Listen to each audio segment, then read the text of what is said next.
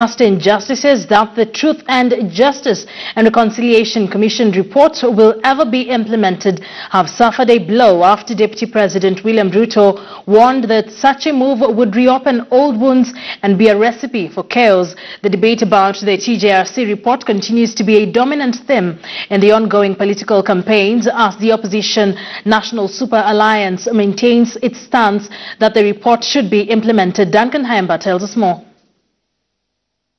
Years since the handing over to the President and the subsequent tabling of the controversial TJRC report in Parliament, its implementation has stalled, leading to a blame game on just who exactly is frustrating its implementation. Hiyo report tulipokea na Kibaki tukiwa sisi tunaondoka kwa serikali.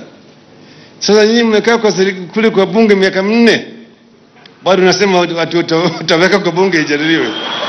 So the House Business Committee is the one that, schedules business for the House. And who chairs the House Business Committee is the Speaker of the National Assembly. So you can roughly guess where the blame lies. Actually, the majority leader is the one who is responsible in terms of advancing the government agenda. If the government is not committed, is not interested, he'll be lobbying. He'll be lobbying to make sure that you frustrate that agenda does not see the flow of the House. So really in this case, you've gotten an answer, I don't have to tell you. Every committee of the House has not less than 13 members of the opposition. What is their business in the House? The government has finally made it public why it has not yet gone ahead with the implementation of the report.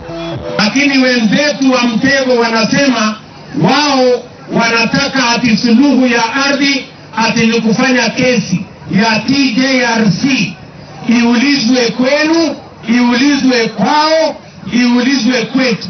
Mimi nakuuliza wewe mtu wa Kilifi, tukienda barabara ya kwenu na kwetu na kwao, tutagawanya Wakenya, hatutawagawanya?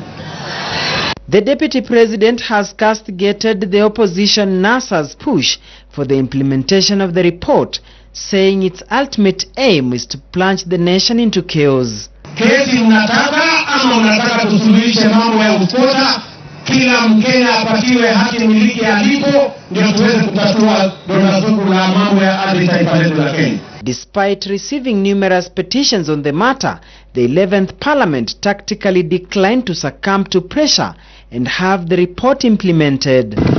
The land problem is said to have been a key reason as to why the report could not be implemented, a matter that saw dissenting opinions on the land chapter controversially left out when the final report was being compiled, causing divisions in the commission, with 3 commissioners declining to approve the final report. It was a bit of politicized, that the current regime thought like maybe this thing is going to open a lot of problems on land issues and all those issues. So we feel that the government was scared, of this report. However, in an interview before Parliament adjourned indefinitely, Majority Leader Eden Duale had exonerated MPs from blame, pushing the blame instead to the executive.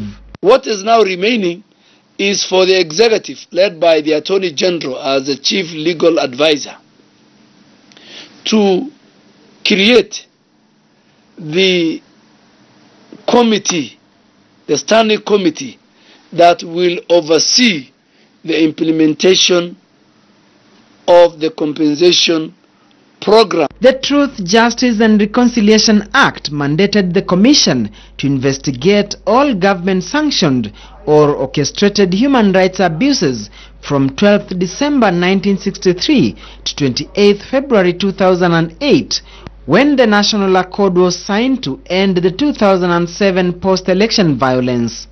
In his second State of the Nation address, President Uhuru Kenyatta offered his apology to the nation in line with the TJRC recommendations. To move forward as one nation, I stand before you today on my own behalf, that of my government, and all past governments, to offer the sincere apology of the government of the Republic of Kenya to all our compatriots for all past wrongs. However, compensation for victims and implementation of the report remain just that, words on paper that are slowly gathering dust.